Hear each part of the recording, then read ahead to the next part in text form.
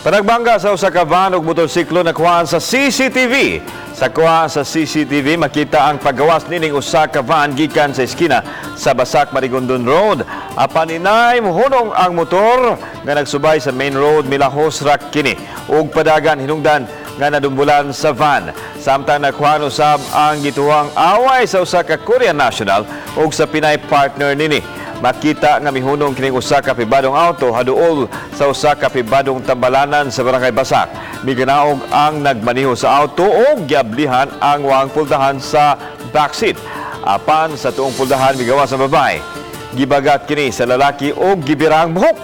Apan milighot ang babae o mipalayo ang langyaw. Mibalik usab o sakay siyang sakiran. Samtang sa laing anggulo sa kamera, may nakuhang video sa gilabay nga helmet ang Pinay. Misakay sa habal-habal o giapas sa langyaw. Sa pagkakutlo ning balita, wa pay kasayuran gikan sa Women's Desk sa Station 4 kung na-blatter ba ang panghitabo.